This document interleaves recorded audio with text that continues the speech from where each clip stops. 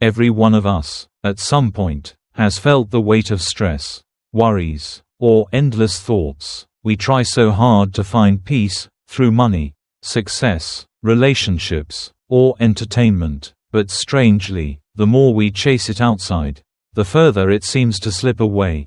Have you ever asked yourself, where does true peace really? In this video, we'll explore together how to truly find inner peace and healing, not through running away from life, but by facing it with clarity and wisdom. We'll look at what inner peace actually is, why our minds are restless, and how the teachings of the Buddha and great meditation masters show us practical ways to calm the storm inside. This is not about abstract philosophy. It's about something deeply practical: how you can breathe more calmly when anger rises, how you can rest even when life is noisy, how you can feel light even when carrying many responsibilities. Inner peace is not a dream. It's a skill, a practice, and a way of living. And before we dive in, let's clear up a common misunderstanding. Many people think Buddhism is about escaping life, about suppressing emotions, or about sitting still with empty thoughts. But that's not true. The Buddha never taught us to run away. He taught us to see clearly. Peace is not about closing your eyes to life. It's about opening them wide, but with wisdom and compassion. Today, we'll walk step by step, first understanding the foundation of peace, then analyzing where unrest comes from, and finally exploring how to apply simple but powerful practices in daily life, whether you're a student, a doctor, an artist, or simply someone trying to live with more balance. And as we go along, I'll share with you timeless words from the Buddha, simple stories, and daily life examples that can help turn these teachings into something you can actually use. So stay with me until the end, because the peace you've been searching for might be closer than you think. But before we talk about how to find peace, we first need to understand, what is peace? Really? Is it just silence and calm, or something deeper? When we say, inner peace, what do we really mean? Many people imagine it as sitting in a quiet forest, hearing only the sound of birds. No worries, no pressure. Others think it's the state of having no problems at all, no debt, no conflict, no suffering. But if peace only exists when everything outside is perfect, then it's fragile, like a candle in the wind. The Buddha taught that true peace is not about controlling the world, but about calming the mind. In the Anguttara Nikaya, he said, "The mind, when trained, brings happiness. The mind, when untamed, brings suffering." This means inner peace is a quality of the mind, not of external conditions. Even in a busy marketplace, one can be peaceful, and even in a quiet temple, one can still be restless. Peace is not the absence of noise outside, it's the stillness inside. Think of it like water. When the water is muddy and stirred, you can't see your reflection. But if you leave it to settle, the mud sinks and the water becomes clear, reflecting everything as it is. Our mind works the same way. When shaken by anger, greed, or worry, it becomes cloudy. When calm, it reflects truth clearly, and that clarity is peace. In daily life, you've probably experienced this. Imagine a student before an exam. If the mind is scattered with fear, even simple questions seem hard. But if the mind is calm, answers come naturally. Or think of a doctor performing surgery. A steady hand comes from a steady mind. Without inner peace, skill collapses under pressure. With it, the same action flows effortlessly. So peace is not luxury. It's the ground for everything, for thinking clearly, working effectively, and living happily. It is the soil in which wisdom and compassion can grow. Without it, life feels like running on shaky ground. With it, every step is firm and free. But if peace is so natural and so essential, why do we often feel restless instead? Where do the storms in our mind come from? To answer that, we need to look deeper into the roots of our suffering. If peace is our natural state, why do we so often lose it? Why is the mind restless, filled with worries, anger, or endless thinking? The Buddha explained that the root lies in craving, aversion, and ignorance, what are often called the three poisons. Craving means we keep reaching outward. I'll be happy if I get that job, that house, that recognition. Aversion means we push away. I'll only be at peace if this person changes, if this pain disappears, if the world goes my way. And ignorance means we don't truly see things as they are. We mistake impermanent things for permanent, unsatisfactory things for satisfying. Think of someone chasing after wealth. At first, money seems like the answer to security and joy. But once a goal is reached, a new desire arises, and peace slips away again. Or imagine someone trapped in anger. They think if they shout, blame, or punish, they'll feel relief. But afterward, the heart feels even heavier. These patterns repeat endlessly, like drinking salty water to quench thirst. In modern life, this cycle shows up everywhere. A student scrolls social media, craving likes, but the more they scroll, the more restless they feel. A parent, exhausted, reacts sharply to a child, only to regret it later. A worker faces stress and drowns it in entertainment. But the mind doesn't really rest. The Buddha compared this to a monkey leaping from branch to branch, never still, never satisfied. And so long as the mind is caught in this restless swinging, peace remains out of reach. It's important to see the difference here. Ordinary concentration, like focusing hard on solving a math problem or playing an instrument, can bring temporary calm, but that's not the same as true inner peace. That's like pressing down on water with your hand. It looks still for a moment, but as soon as you lift your hand, the ripples return. Real peace doesn't come from force.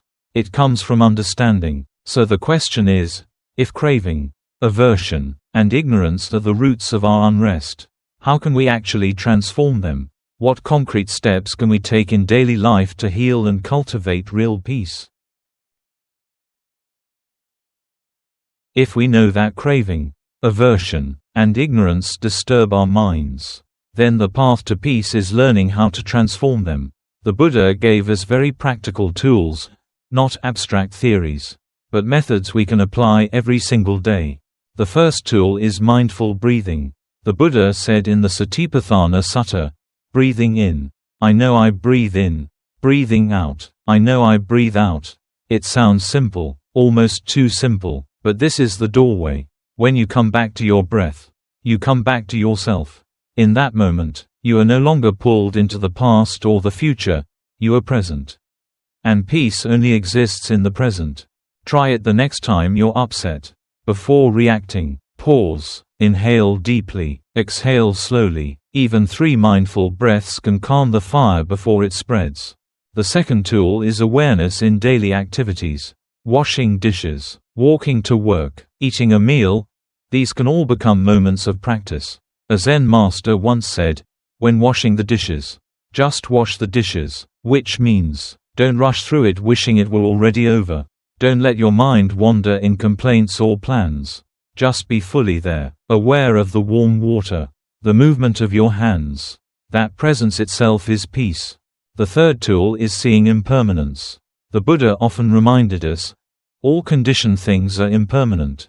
When we truly see this, we stop clinging so tightly, like a parent cherishing a child, knowing they grow quickly, like enjoying a flower, knowing it will fade. Instead of grasping, we learn to appreciate. This brings a deep, gentle peace. The fourth tool is nurturing compassion. When we let go of anger and learn to forgive, the heart becomes light. Compassion doesn't just benefit others, it heals us first.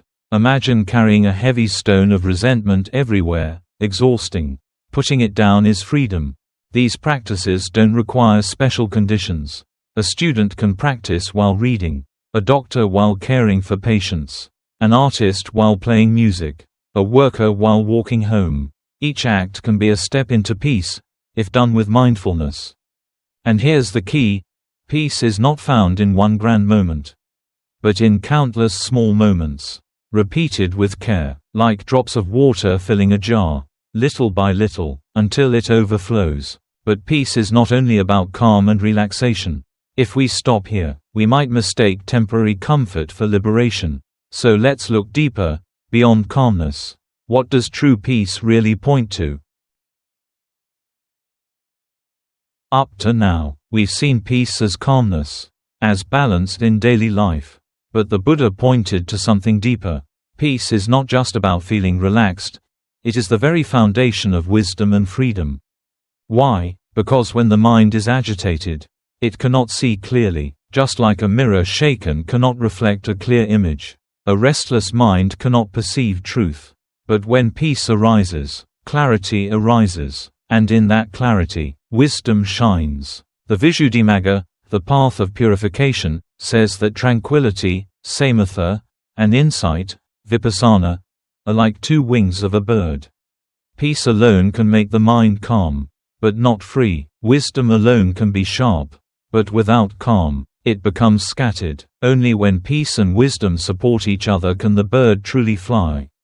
Think of someone practicing meditation. At first, they may enjoy the pleasant calm, like resting in a quiet room after a noisy day. But if they cling to that calm, it becomes just another attachment. True practice is to use that calm as a base, then look deeper, to see the impermanent nature of all things, to understand the causes of suffering, and to realize freedom. In daily life, this means peace is not about running away from problems, but about facing them with a steady heart and clear eyes. A peaceful person still goes to work, still raises children, still deals with challenges, but with less fear, less anger, less clinging. Their peace becomes unshakable, not because life has no storms, but because they have learned to be the calm within the storm. The Buddha once said, "Better than 1,000 hollow words is one word that brings peace." That peace is not passive. It's active, strong, and transformative. It heals not only the individual, but also those around them. And here lies the deeper meaning. Peace is not an end in itself. It is the path to liberation. From peace grows wisdom, from wisdom grows compassion, and from compassion grows the strength to truly free ourselves and help others. Now, with this deeper understanding, the question remains, how do we bring all of this together, knowledge, practice, and wisdom, into a life that is truly peaceful and healing? We've just walked together through a journey, from understanding what inner peace really is, to seeing where our restlessness comes from, clearing up common misunderstandings, and learning how to practice through mindful breathing, awareness, seeing impermanence, and nurturing compassion. Finally, we touched a deeper truth, that peace is not just for our own comfort, but the very foundation of wisdom and freedom. You might wonder, can I really find that peace when my life is so busy and my mind is so restless? The answer is yes. Inner peace isn't some distant gift reserved only for saints. It's something already within each of us. The Buddha once said, "The mind is naturally pure. It only becomes clouded by passing impurities." Which means peace has always been there. We just need to wipe away the dust that covers it. And it all starts small. One mindful breath, one conscious step, one kind word. Do these little things, and slowly the door to true peace begins to open. Think of a farmer planting seeds. Today he plants. Tomorrow there's nothing to see. But with patience and care, one day the sprout appears, grows, and finally bears fruit. Inner peace is like that, the fruit of steady practice. And remember, peace isn't about escaping life.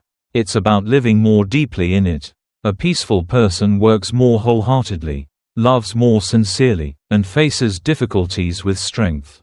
That peace not only heals us, but also spreads to our family, friends, co-workers, and even society. The Buddha said in the Dhammapada, "There is no path to happiness.